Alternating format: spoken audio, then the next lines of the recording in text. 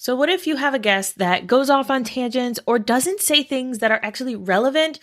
We want quality conversations and quality content for our audience. Do I want to have that person back on? Like, were they a good guest? Do I want to have them back on to talk about something else? Or do I want to just say, nix that, and we're going to find somebody else to talk about a different topic? So it's really about understanding what my audience needs, what kind of content I want to create, and then basing it off of that. Welcome to another episode of Listeners to Leads, where I'm helping podcasters launch and maintain a lead generating show. I'm your host, Alicia Galati, the CEO and head podcast strategist behind Galati Media, a full-service podcast management company. On this show, you'll hear my guests and I discuss everything it takes to launch a successful podcast and keep it running. If you're ready to get leads, land speaking gigs, and create deeper connections with your audience through your podcast, then this is the show for you. Today on the podcast, we're going to be talking about what to do when you have a bad podcast guest. Now, there's a lot of different reasons why a guest might not be a good fit for your show. Perhaps they don't have good audio quality. Maybe something happened during the recording, or maybe they said something on your show that doesn't align with your personal values and you feel like you might need to cut that out. Or perhaps the conversation just didn't flow and didn't feel good. It didn't feel aligned. And so you're not really sure where to take that conversation or how to process it, right? So what are your options here? That's what we're going to be talking about today. And I'm really excited to talk about this because I've had quite a few people reach out to me and say that they've had this situation happen to them recently, and they're not really sure what their options are or what they can do. So, first things first, most of these problems can be minimized on the front end. Now, what I'm saying here is that most of the time you can vet or filter your guests and maybe the conversations they might have on your show by ensuring that they are a good quality guest ahead of time. Now, we talked about this a little bit in episode 13 when I talked about finding quality guests for your podcast, where to look, and how to kind of have those conversations. And then in episode 18, we talked with Lisa Zaratny about how to plan an interview podcast. And in that episode, we definitely touched on a workflow and picking and planning your content and ensuring that everybody stays on track with the conversation. So definitely go back and listen to those episodes if you still need help with the guest side. For this episode, I want to go over what my current workflow looks like, just so you can get an idea of what might work best for you and how I personally filter out my guests. So my workflow starts with me either doing one of two things, either posting into a Facebook group that has my ideal guests in there, and I go through and give them my Canva form. Now you can use Canva, you can use Dubsado, you can use a Google form. There's a lot of different ways to kind of at least get people's information up front, right? And say, hey, look, I need this information in order to prepare for my interview or to get to know you and know if this works best for both of us. And so that's one thing that I like to do is I like to have that workflow in there. I like to have that form so that way people can fill out the form and it lets me know pretty quickly if the topics that they want to talk about are actually things that my audience is going to be interested in hearing, or if it even makes sense to have this conversation with them. Are they an expert in it? Have they experienced it? What kind of stories do I think they can tell? I can also get their information on social media to kind of scope them out as a person and get to know them, get to know their brand, and understand if what they're going to talk about on my show is going to be aligned with what I would like to talk about. So once they've filled out the form, I then get a task in ClickUp, and this is just obviously how my workflow is, but you can definitely alter this or cater it to what works best for you. So I get the form completed. I see what the person says in their form. I then highlight what I want them to talk about. I tag my executive assistant, and then she sends the email to let them know this is what I would love for them to talk about, and then coordinates the timing and schedule with them based on my calendar link. Or for some international people, she's able to look at my calendar and kind of determine if it's going to be a fit or if we need to schedule it for later in the year. Once I get to that conversation, I already know what I want them to talk about. They've already been informed about what I want them to talk about, and I just reiterate it at the beginning of that conversation to ensure that we are staying on track and where I want the conversation to go. So this really helps with minimizing that issue of not having the right guests on my show. I've also had situations where I interviewed someone and realized after the fact that, oh man, I don't think that's going to actually fit into my content plan. And so for those, I have to decide, do I want to have that person back on? Like, were they a good guest? Do I want to have them back on to talk about something else? That's always an option. Or do I want to just say, nix that, and we're going to find somebody else to talk about a different topic? So it's really about understanding what my audience needs, what kind of content I want to create, and then basing it off of that. So if you've got an episode and it's not a fit and you're like, well, what do I do now, Alicia? Like, I have interviewed this person. I'm not sure that I can even air this episode. Either they've said something that is not in alignment with you, the conversation just did not go over well, or it doesn't really fit into your current plan. So, what are your options? Well, your options here are you can choose not to air that episode. Put it in a folder that just says, not right now, or saving for later, or something along those lines, something that lets you know, hey, look, this is original content, but I'm not going to use it right now.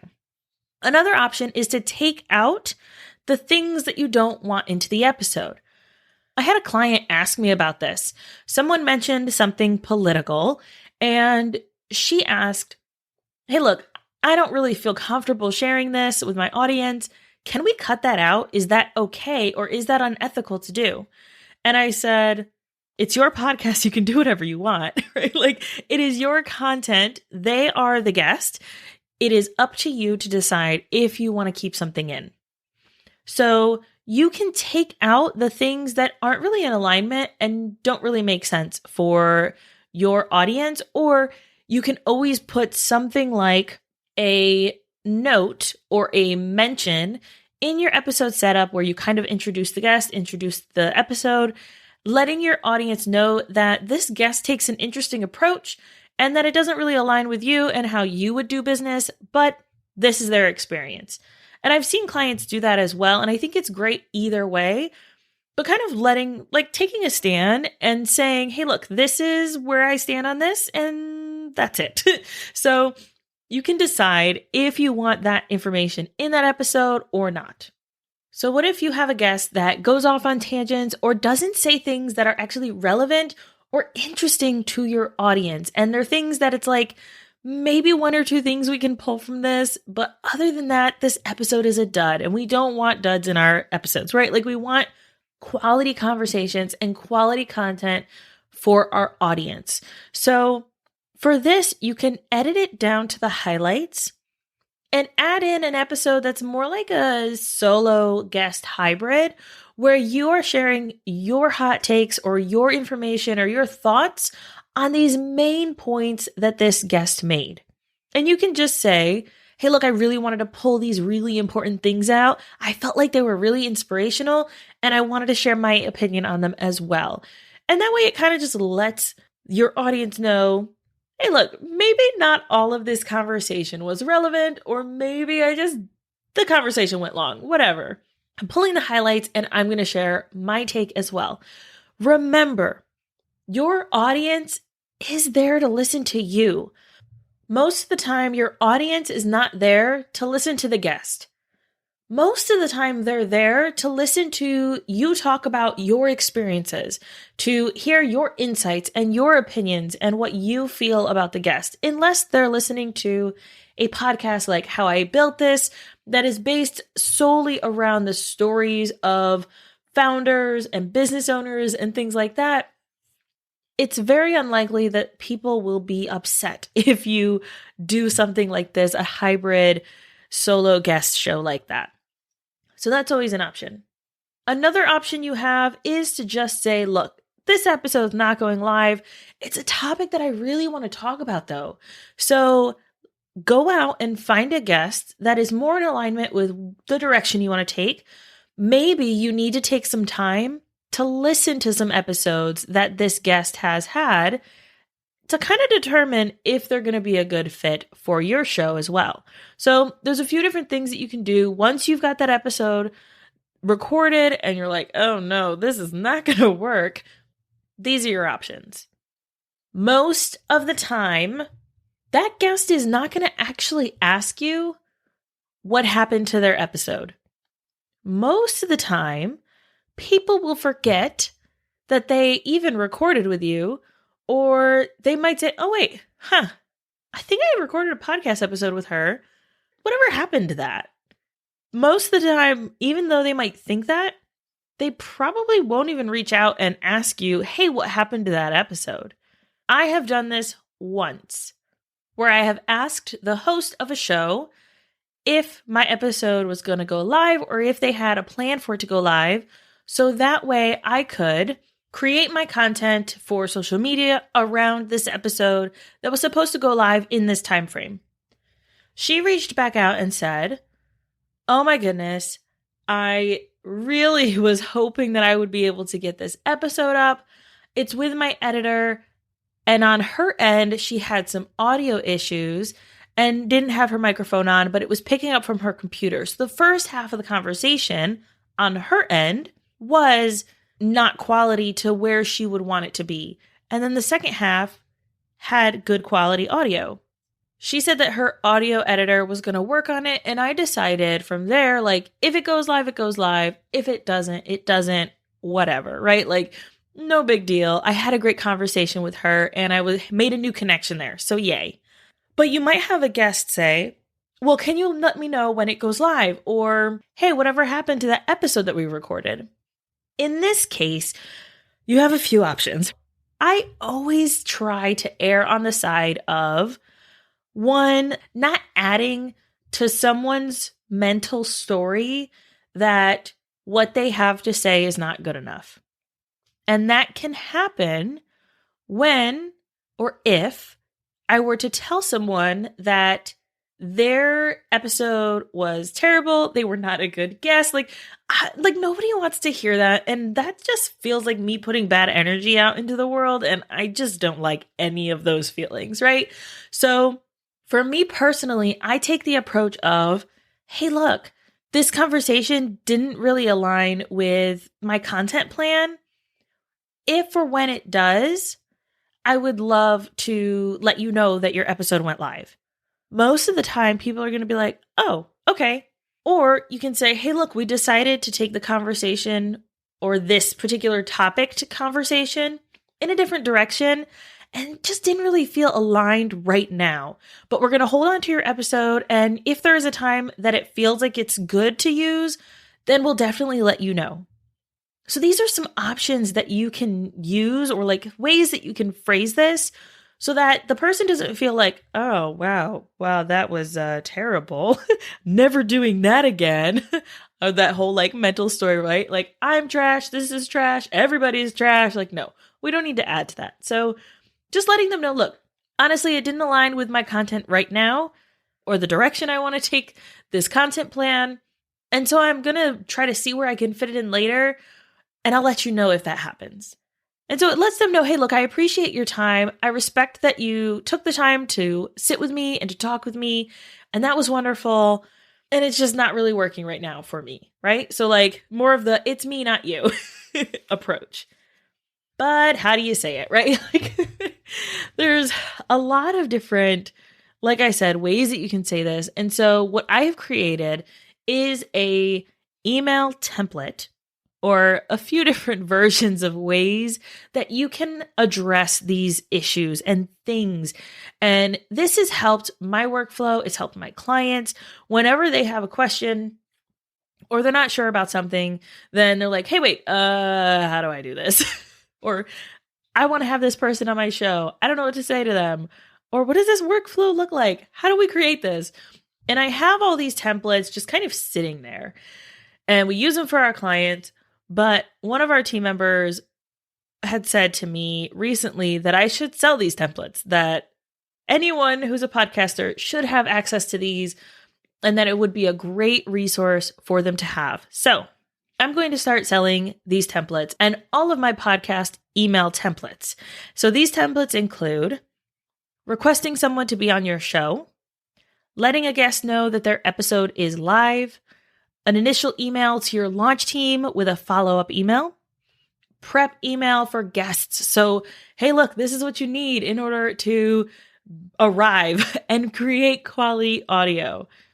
An email letting the guest know that they have been approved to be on your show and how to book that interview.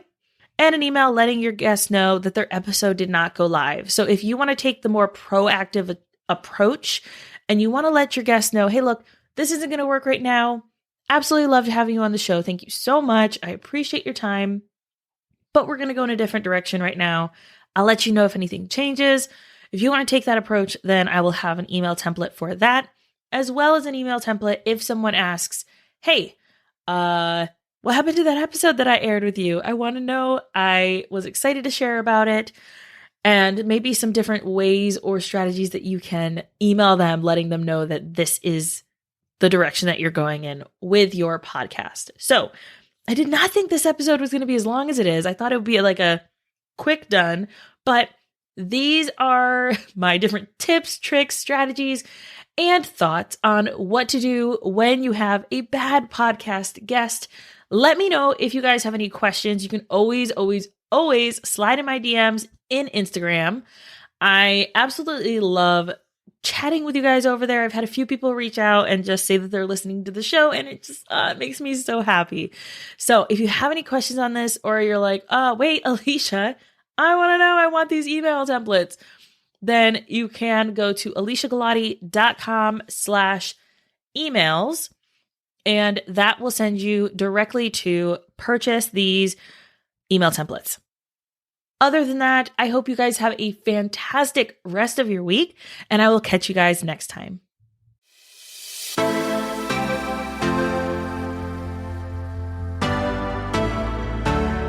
Thank you so much for listening to this episode of Listeners to Leads. If you found something in this episode valuable, I would really appreciate it if you shared it with a friend who you know would also get value from it. Want to send me a message? My favorite place to hang out is Instagram. You can find me at alicia.galati. Let me know what your favorite takeaway was from the episode. And don't forget, turning those listeners into leads is actually easy.